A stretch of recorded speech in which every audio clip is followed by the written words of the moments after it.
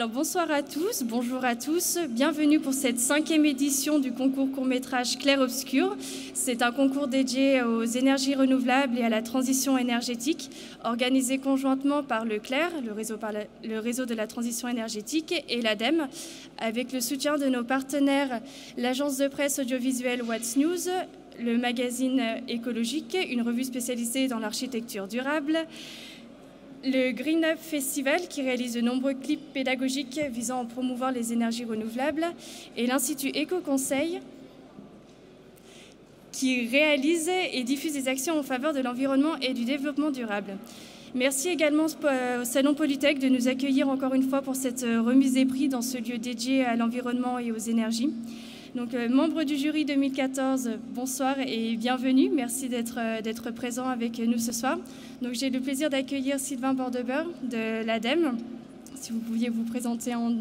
Alors, moi, je suis donc ingénieur au biomasse, donc au service bioressources de l'ADEME. Donc, je m'occupe notamment du développement de la biomasse énergie, donc des installations biomasse, notamment dans le secteur collectif et industriel, dans le cadre du Fonds Chaleur, un dispositif qui est pas mal véhiculé dans le Salon Polytech.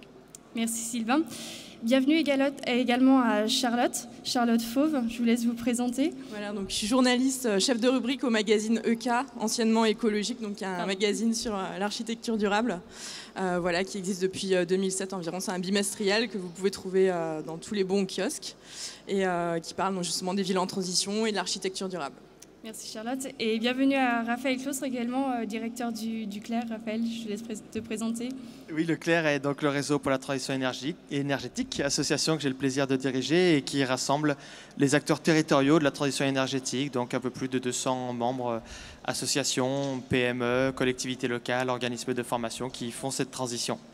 Merci Raphaël.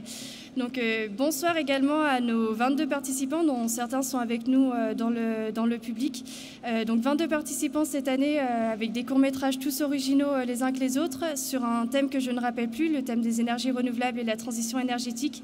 Un thème qui fait la fierté et le succès grandissant chaque année de ce concours puisque c'est la 5e édition et c'est la 5e remise des prix.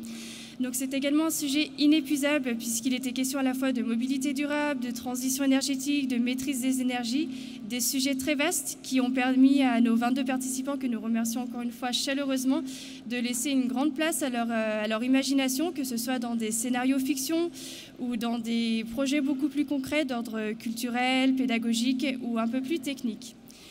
Donc sur Internet, vous avez été également nombreux à vous mobiliser puisqu'on a compté près de 2000 votes sur le site du CLER. Ces votes, vos votes, ont permis d'élire ce soir vos 3 courts-métrages favoris, donc afin d'attribuer les 3 premiers prix des internautes. Et le jury s'est également mobilisé cette année, comme à son habitude, pour décerner le prix spécial jury. Donc une belle mobilisation et bravo à tous nos participants et à tous nos votants. Donc c'est sans plus attendre maintenant qu'on va passer à la remise des prix afin de dévoiler enfin nos lauréats. Donc pour le 3e prix spécial, pour le 3e prix des internautes, en faisant une belle place à l'humour et à l'autodérision, nous avons l'honneur de nominer ce soir la plateforme de la Maison Passive de Belgique pour son court-métrage « Bref, j'ai visité une maison passive » que je vous propose de suite de regarder.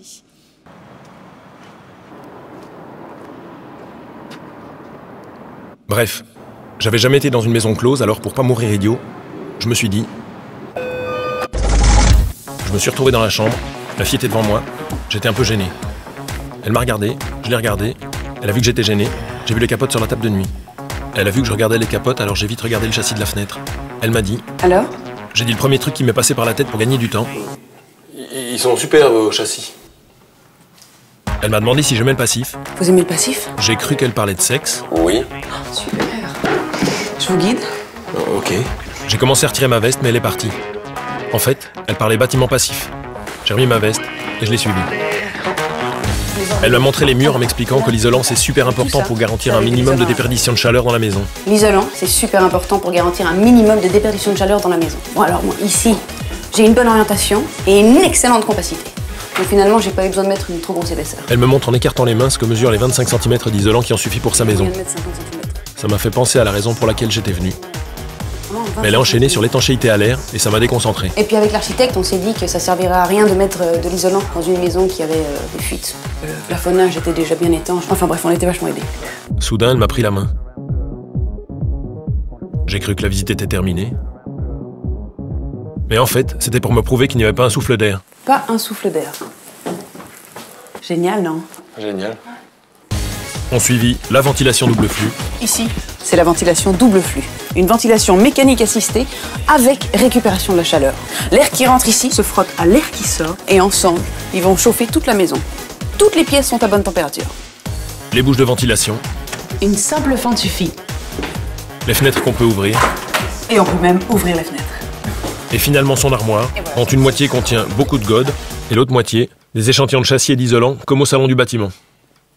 Eh ben voilà, on a fait le tour. Ah ben. Et sinon, c'est combien? Pas beaucoup plus cher. Ah. Enfin, ça dépend de la taille. Entre autres. Ah. Bref, j'en savais pas beaucoup plus sur les maisons closes, mais j'avais une furieuse envie de prendre des renseignements sur les maisons passives. Ça, c'est vraiment... C'est bien foutu. Ah ouais, et en plus, grâce à l'isolation, personne ne m'entend crier. Ouais, c'est bien, ça.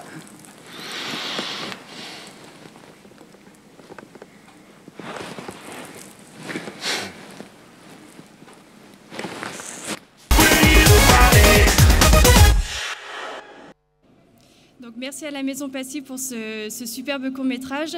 Malheureusement, ils n'ont pas pu être avec nous ce soir pour cette remise des prix, mais ils ont tenu à me laisser un petit mot, donc c'est à travers leurs mots que je vais m'exprimer. Donc en fait, la Maison Passive est une association belge qui a pour but vraiment d'informer et de militer pour le bâtiment passif. Et cette vidéo a vu le jour pour démonter les idées reçues concernant le passif avec le parti pris, je pense que vous l'avez vu, du ludique et du décalé. Cette vidéo a eu un très large succès puisqu'elle a été traduite dans plusieurs langues qui sont disponibles en version sous-titrée sur YouTube. Et ils ont même eu une demande de la part des États-Unis pour faire un remake, preuve qu'il est possible et même utile de communiquer des choses sérieuses et de manière différente. Donc je me tourne vers vous, jury. On a vu qu'on avait une façon de communiquer qui était assez innovante et assez décalée. Est-ce que selon vous, aujourd'hui, c'est comme ça qu'on arrive à mobiliser le grand public, à le sensibiliser tout en faisant passer des véhicules, des messages forts en fait? Moi, je pense oui et non. Je dirais que oui, parce qu'il faut ce genre de message simple, ludique, pour donner envie. Après, ça ne suffit pas à accompagner ensuite les projets. Il faut qu'il y ait les dispositifs, enfin, ce type de choses vient compléter finalement un dispositif plus large d'accompagnement. Maintenant, c'est vrai que pour toucher, et même parfois un peu choquer, si on n'a pas ça, c'est vrai que c'est difficile de faire venir. Donc moi, je trouve ça plutôt très positif. Merci. Charlotte, peut-être? Oui, alors moi je trouve que c'est vraiment une des meilleures façons de faire passer le message, parce que en fait, quelle que soit, on va dire, la thématique, les barrières de l'esprit contre les idées nouvelles sont souvent assez fortes, et l'humour en particulier permet de les faire sauter. Donc ce genre de choses ne peut que marquer et en même temps intéresser. Merci. Oui, évidemment que si on veut ne pas se limiter aux 10% de la population qui sont intéressés à ces sujets parmi leurs priorités, il faut arriver à prendre de nouveaux biais et de nouveaux moyens de les sensibiliser. Et c'est ce qu'il dit à la fin, j'avais une furieuse envie d'en savoir plus, donc il ne faut pas se tromper, c'est pas de l'information, c'est pour éveiller l'intérêt sur un sujet, pas pour informer, pas pour accompagner, évidemment. Très bien, je vous remercie pour ces réactions et félicitations encore à la Maison Passive qui remporte cette année le 3e prix des internautes du concours Clair-Obscur 2014. Je montre pour le plaisir le petit diplôme. Donc, je vous propose de passer maintenant au second prix des internautes. Donc, c'est sur une note plutôt de l'humour et une touche plutôt colorée que j'ai le plaisir de vous annoncer ce 2e prix qui est remporté par Yannick Lecoeur pour son court-métrage « Comment fabriquer une machine à laver de camping » que je vous propose de visionner.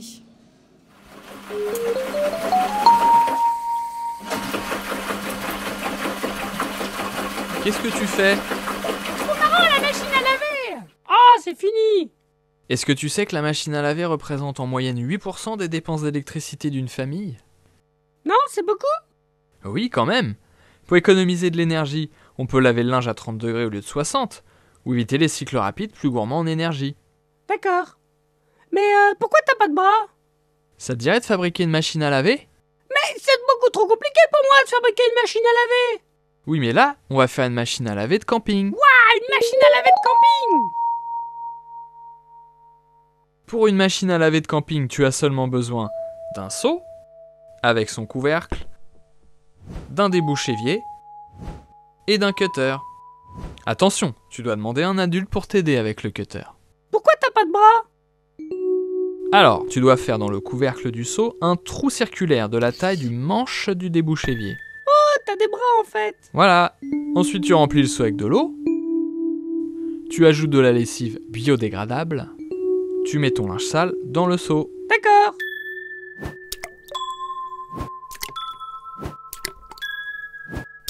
Voilà. Tu glisses le manche du débouche-évier dans le trou du couvercle. Tu remets le couvercle sur le seau. D'accord. Et maintenant, tu peux laver ton linge. Ah, ça se fait pas tout seul. Ah non, c'est toi qui laves le linge. Ça fait des économies d'énergie. Et toi, tu fais de l'exercice. Et il faut faire ça combien de temps? Juste 5 minutes. Après, tu enlèves l'eau sale, tu remets de l'eau pour le rinçage et tu étends ton linge. Waouh, c'est marrant, hein? Et pourquoi t'as pas de bras?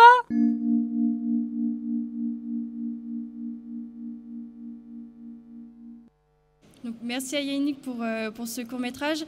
Malheureusement, Yannick Lecoeur n'a pas pu être présent ce soir également.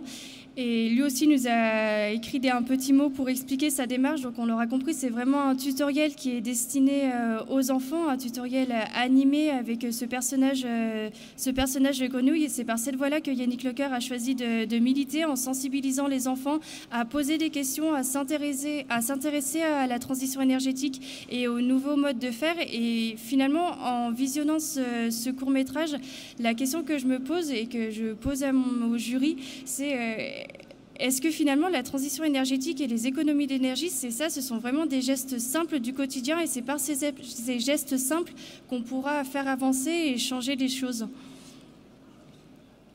La main à chaque fois en début, mais oui, je dirais, c'est un peu pareil que tout à l'heure, oui et non, mais c'est vrai que les gestes du quotidien, et c'est sur ceux qu'on a le plus de mal à agir, c'est finalement, c'est du comportemental, et il est important de communiquer.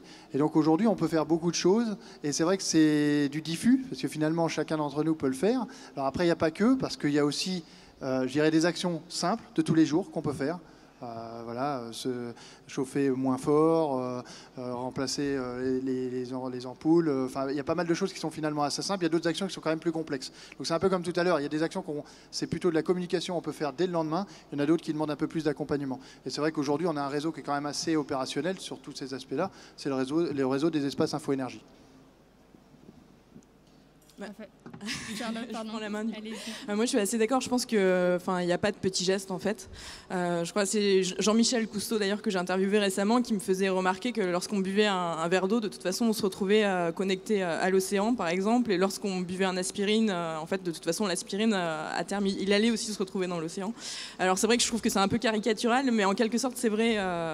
On est, en quelque sorte, tous en contact par rapport à une espèce d'environnement qui nous touche tous. Donc si on arrive à faire attention à ces petites choses qui ensuite font beaucoup, ça peut déjà être assez important. Et voilà. J'ai juste envie de rebondir avant de te passer la parole, Raphaël. Là, on a vu que c'était vraiment destiné aux enfants. Est-ce que ces gestes simples, les enfants sont vraiment le public cible? Est-ce que c'est vers eux qu'il faut tourner cette communication des gestes du quotidien, peut-être plus que vers le grand public en général? Parce que les enfants ont vraiment un rôle à jouer. De toute façon, c'est eux qui vont hériter, c'est les générations futures qui vont hériter de la planète. Donc si on leur inculque ces gestes-là dès l'enfance, c'est d'autant mieux. Et ensuite, le fait de leur montrer actuellement, je pense que c'est très important parce que par exemple, les programmes scolaires sont encore un petit peu en décalage par rapport à ces problématiques d'environnement. Aussi parce qu'ils ont été faits au départ pour des enfants qui étaient en majorité ruraux, alors qu'on va se retrouver avec 80% de la population qui sera urbaine. Donc il y a des choses, on donne beaucoup de rudiments en biologie, etc. Mais il y a aussi, on va dire, d'autres choses maintenant à apprendre aux enfants. Donc c'est d'autant plus important que ça communique. Voilà, ouais. Merci. On dit souvent qu'il y a un double effet auprès des enfants, c'est-à-dire eux en tant que futurs citoyens et déjà graines de citoyens, mais aussi dans tout le relais d'opinion qui sont dans leur famille et conseillers d'achat qui sont dans leur famille. Donc les enfants comptent souvent à plusieurs voix Là-dessus, évidemment, on se rend bien compte que ça s'adresse à un public d'enfants, alors que pour le film précédent, on était sans doute sur un public trentenaire, ou adulte largement, mais la série Bref était typiquement une série qui visait des trentenaires. Là, on vise des enfants et on a choisi de s'élever au-delà des petits gestes qui pouvaient être des fois presque des injonctions pour les enfants. Pense à faire ça, pense à éteindre la lumière, pense à pas laisser couler l'eau quand tu penses dans des choses comme ça, en montant au niveau au-dessous, en donnant pas un petit geste, parce qu'on ne peut pas dire que la machine à laver de camping soit un geste qui va massivement nous aider demain dans la transition énergétique, mais plutôt dans la logique d'essayer de comprendre, et qui finalement peut avoir des effets qui sont forts. Ok, très bien. Juste, ce personnage de grenouille fait partie également d'une série que Yannick Lecoeur dessine à ses enfants, et son prochain court-métrage sera sur le manger local, et vous pourrez le retrouver également sur Internet. Donc, je vous remercie pour ce deuxième prix des internautes. Et c'est sur une note de voyage maintenant, de nouveaux horizons et de découvertes, que nous sommes très fiers d'attribuer le premier prix des internautes à Maïlis Merca et Lucia Palenzuela pour leur court-métrage Le Synénergie, dont je vous propose de visionner tout de suite l'extrait et de comprendre de quoi il s'agit.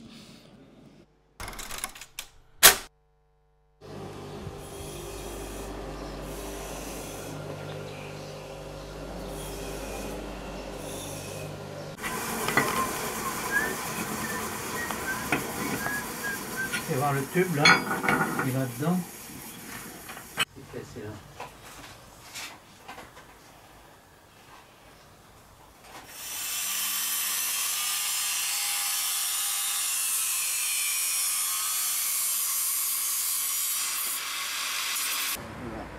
Voilà. Ça, il faudrait l'écarter et le mollet.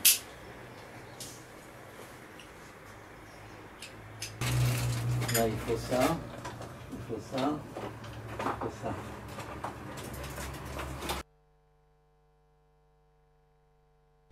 Et voilà, tout est né d'une idée.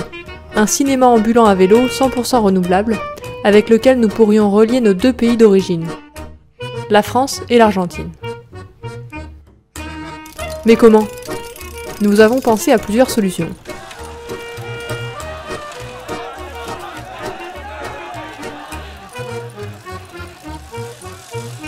Nous avons gardé les moyens du bord en prenant un peu des connaissances de Maïlis en ingénierie,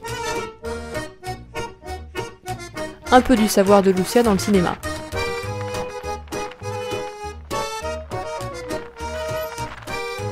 Et voilà le résultat.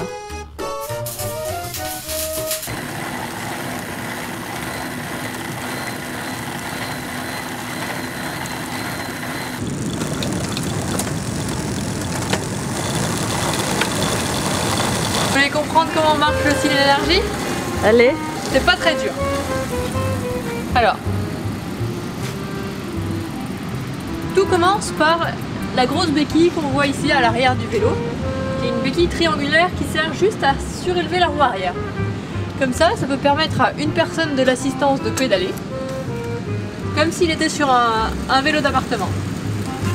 En pédalant, il fait tourner une petite roue arrière de trottinette, comme ça, juste en frottement. La petite roue arrière engraine un moteur, qui est le même moteur de trottinette. C'est un moteur de 100 watts. On continue et ça arrive dans le pont de diode. Le pont de diode, c'est un petit composant électronique qui permet que le courant il passe que dans un sens.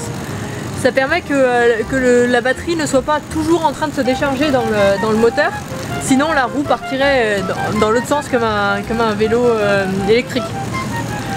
La batterie se charge et après le courant passe dans le convertisseur. Ça, c'est un convertisseur qu'on a acheté dans le commerce, un convertisseur 24 volts de 220 volts. Et là, hop, à la sortie, on peut brancher tout ce qu'on veut.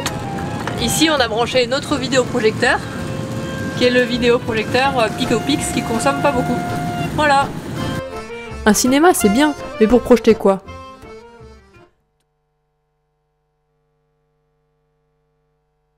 Lucia et Maïlis ne sont malheureusement pas avec nous ce soir parce qu'elles sont en pleine continuation de leur tournage, de leur expérience sur le Synénergie. Le court-métrage est un petit peu long, c'est pour ça qu'on le met derrière nous. Elles sont actuellement en train de traverser l'Atlantique. Elles sont parties du Sénégal sur un voilier et elles vont arriver en Amérique latine et au Brésil courant de la semaine prochaine. Donc vous l'aurez compris, leur projet de Synénergie en fait est un périple à vélo avec ce cinéma ambulant au travers duquel elles partent à la rencontre d'associations qui œuvrent dans les énergies, dans la maîtrise des énergies afin de rencontrer des nouvelles pratiques, des pratiques locales dont on n'aurait pas nous occidentaux, pas connaissance. Et je me suis interrogée un petit peu sur ces pratiques. On communique beaucoup, nous, sur la transition énergétique. Et est-ce qu'à travers le monde, dans des pays qui sont dits émergents, en Afrique, en Amérique du Sud, est-ce qu'il y a encore des pratiques locales qui peuvent nous inspirer? Je pense à l'agriculture, je pense aux économies d'eau. Est-ce qu'on peut encore s'inspirer de ces pratiques locales? Oui, je pense que oui, et on a quand même beaucoup aujourd'hui. C'est important de s'enrichir à la fois au niveau européen, au niveau international des bonnes pratiques qu'il peut y avoir ailleurs. Donc ça, c'est vrai qu'aujourd'hui, je prends l'ADEME, on a quand même des programmes européens pour voir un peu ce qui se fait ailleurs, s'inspirer de ce qui se fait ailleurs. Après, il faut faire quand même attention, c'est que les pratiques sont aussi liées aux capacités des différents pays, à leurs ressources, à leur climat. Donc en fait, on ne peut pas forcément transférer facilement une pratique d'un pays à l'autre. Et donc en fait, on sait quand même souvent qu'il y a des choses, il faut s'inspirer de choses. C'est un peu comme on s'inspire par exemple du monde animal sur des profils qui sont très peu consommateurs d'énergie et des choses comme ça. Mais après, il faut l'adapter aux conditions du pays. Charlotte, je sais que vous avez pas mal voyagé au cours de votre expérience de journaliste. Oui, en fait, moi, par exemple, là, je reviens de Chine où j'ai vu des dynamiques locales au niveau de l'agriculture urbaine qui sont très intéressantes et qui montrent que il y a vraiment des choses à reprendre au niveau, dans des contextes qui sont très différents du nôtre. Je pense plus largement qu'en fait, il y a qu'une ou deux générations où on a perdu cette habitude d'économiser la matière et que du coup s'inspirer de civilisations qui sont peut-être un peu moins développées au niveau technologique est extrêmement important et fondamental. Parce que par exemple, même en termes d'architecture, lorsqu'on parle d'architecture durable, c'est souvent lorsqu'on construit avec les matériaux locaux, avec un mix matériautique local, qu'on arrive justement à des constructions qui peuvent être qualifiées de durables parce qu'elles sont vraiment adaptées à l'environnement. Donc du coup, je pense que s'inspirer du local et inventer en quelque sorte un nouveau vernaculaire est toujours très intéressant. Voilà. Merci. Raphaël ?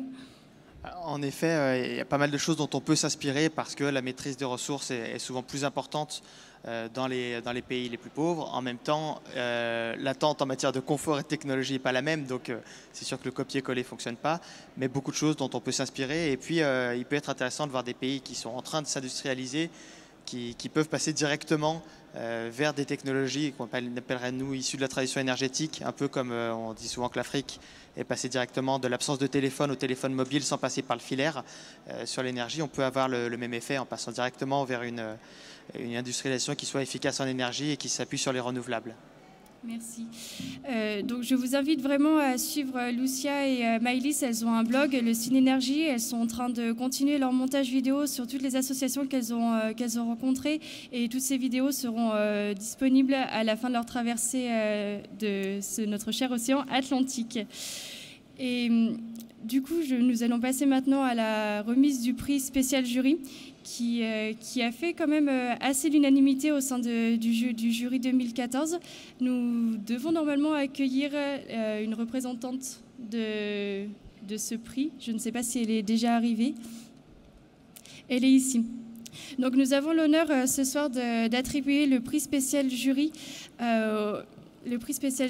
au court-métrage Les Avertis qui a été réalisé par la structure Canopée, et nous accueillons maintenant une de ses représentantes, Christine Masselot. Je vous propose de visionner le court-métrage.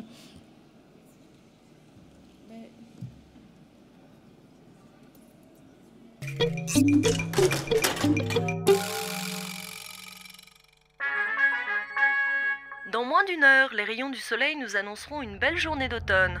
Le temps continuera d'être beau et chaud. Ça ne peut plus continuer comme ça. Hé !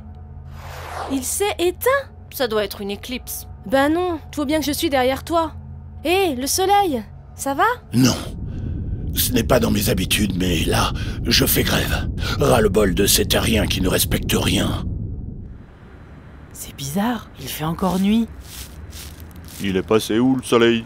Il paraît qu'il s'est mis en service minimum, sans préavis. C'est pas un problème, on roulera en phare 24 heures sur 24. Et on chauffera un peu plus les maisons. En fait, on n'a pas besoin de lui.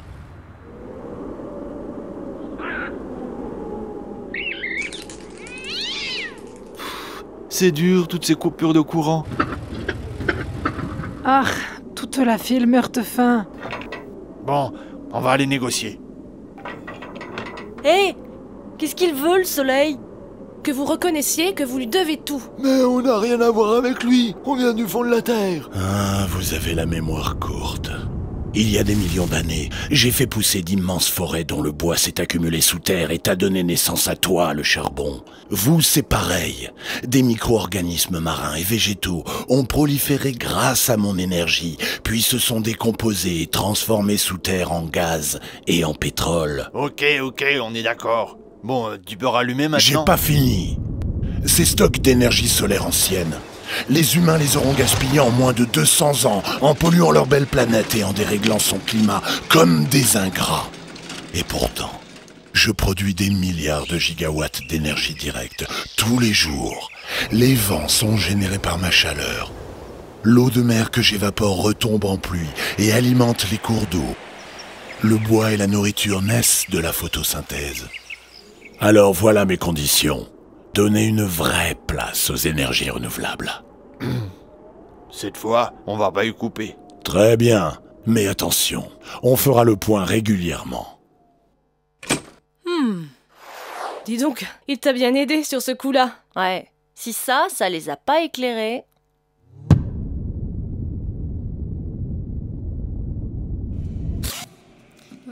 Merci pour ce court-métrage. Pour remettre le prix et réexpliquer un petit peu la philosophie et l'état d'esprit de ce prix spécial jury, je vais laisser la parole à Sylvain.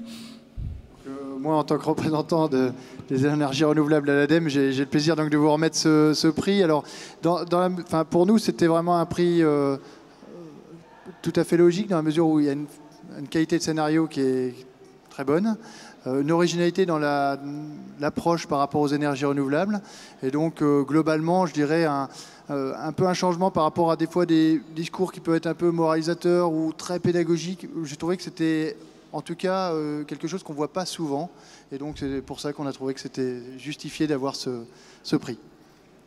Je vous laisse la parole. Merci beaucoup. Je vous remercie au nom du réseau Canopé, le réseau de création et d'accompagnement pédagogique pour les ressources éducatives. Je vous remercie aussi au nom de l'équipe de production qui est installée à Besançon, Canopé Besançon, et qui est constituée dans Canopé du scénariste et réalisateur Georges Nivois, du graphiste animateur, d'une chargée de production également, et puis d'un ingénieur du son qui s'occupe du design sonore. Voilà. Si vous pouviez nous dire un petit peu les enjeux de votre structure, comment vous fonctionnez. Je crois que vous avez vraiment une visée pédagogique et éducative envers l'éducation nationale. Tout à fait. En fait, on est un opérateur du ministère de l'Éducation et on contribue, notre mission essentielle, c'est de contribuer au plan faire entrer l'école dans l'ère du numérique. Donc les ressources, on produit et on édite des ressources pour la classe, pour les enseignants, des outils professionnels, mais aussi des outils pour utiliser avec leurs élèves dans leur classe. L'intérêt de l'audiovisuel, c'est qu'aujourd'hui, l'audiovisuel, c'est beaucoup sur Internet et sur les supports numériques. Donc c'est des ressources qui sont faciles à mettre en place, à mettre en scène dans la classe, sur différents supports, sur des tablettes, sur des ordis, etc. Et là, je crois que ce court-métrage, Les Avertis, qu'on vient de visionner, faisait partie d'une série plus générale qui s'appelle Les Énergivores. Tout à fait. Donc Les Énergivores, c'est un projet qui a commencé en 2008, qui est en fait issu d'un programme associatif qui était soutenu par l'ADEME. Il y a d'abord eu 5 épisodes qui ont été programmés, puis à partir de 2011, les 15 autres épisodes ont été mis en programmation. Donc Les Avertis, c'est le 20e et dernier épisode de la série. Sur le site internet, lesénergivores.tv, vous avez tout un tas de propositions pédagogiques pour les exploiter en classe. Et puis ça rencontre un grand succès comme Web TV parce qu'il y a eu plus de 150 000 connexions. Voilà. Et c'est vrai que c'est intéressant parce que c'est des tout petits modules d'1 minute 30 à 2 minutes. Donc ça correspond bien au public qu'on veut toucher, les élèves de primaire en général. Et puis le ton avec de l'humour. Ça permet aussi de toucher les enfants sur la fibre un peu de l'empathie. On n'est pas dans le discours moralisateur. Voilà, c'est une autre façon d'aborder des sujets sérieux et graves parfois. Je me permets de rebondir sur ce que vous avez dit. Cette année, on a vraiment eu deux aspects qui ont été mis en avant par nos courts-métrages. D'une part, l'humour et cet aspect un petit peu décalé, pour faire passer des messages forts au grand public. Et d'autre part, on a eu beaucoup de courts-métrages qui étaient tournés vers les enfants. Je pense qu'il y a eu plus de 5-6 courts-métrages sur l'ensemble, étaient vraiment tournés vers ces enfants. Et je pense que c'est deux points forts et deux messages qu'il faut faire passer aujourd'hui. Mais dans votre court-métrage, vous le dites bien, il faut laisser une belle part aux énergies renouvelables. Le message est fort, le message est puissant. Et peut-être qu'on peut rappeler les nouveaux objectifs en matière d'énergie renouvelable qui sont en plein débat actuellement. Peut-être que je te laisse la parole, Raphaël. La part qui est laissée aux énergies renouvelables ou la part qu'on souhaite donner en termes de politique publique. En France, pour l'instant, on est à peu près à 16% de notre énergie qui provient de sources renouvelables.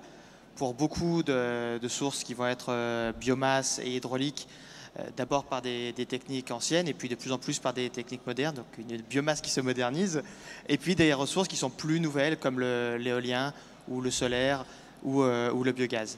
Donc aujourd'hui on est à 16%, nous avons un objectif qui est inscrit dans la loi déjà d'atteindre 23%, donc on va dire un petit quart de notre énergie en 2020 à partir de sources renouvelables. Et dans le projet de loi pour la transition énergétique, ce n'est pas tout à fait un objectif officiel puisque la loi n'est pas votée, mais il est vraisemblable qu'elle sera votée avec cet objectif. Nous devrons atteindre au moins un tiers de notre énergie provenant de sources renouvelables en 2030. Donc ça paraît lointain, mais 2030, c'est dans une quinzaine d'années seulement, dans 16 ans exactement. Donc ça veut dire qu'à ce moment-là, on aura un tiers, 32% pour être précis, dans le projet de loi. Merci Raphaël. Une dernière réaction du jury ? Oui, je pense qu'on a tout aujourd'hui. On a quand même des dispositifs qui fonctionnent bien aujourd'hui pour atteindre ces objectifs. Et ce que je pense aussi intéressant dans la vidéo, c'était aussi la diversité des énergies. C'était de bien montrer qu'il y avait du solaire, même si on parlait du solaire. Le solaire, c'est aussi la biomasse, c'est aussi l'éolien, c'est aussi l'énergie de la terre. Et en fait, on arrivera à faire ces objectifs en diversifiant les sources d'énergie. C'est-à-dire qu'aujourd'hui, on compte beaucoup d'ailleurs sur la biomasse. Moi, je suis bien placé puisque c'est la filière que je soutiens. Mais on ne peut pas compter que sur cette filière-là. Il faut que toutes les filières se développent. Et en rappelant aussi qu'on n'y arrivera que s'il y a un gros programme d'efficacité énergétique, puisque d'abord, économiser l'énergie avant de faire les énergies renouvelables, ou en tout cas en même temps. Parce que si on consomme plus, même si on fait plus d'énergie renouvelable, on aura toujours un taux qui sera faible. Très bien, une chose ou un vœu, c'est que dans 10 ans, vous reveniez nous faire le même film avec la conclusion qui serait est-ce qu'il faut laisser une petite place aux fossiles en fin de course et pas quelle place doit-on laisser aux renouvelables. Mais il faudra arriver à inverser ça un jour.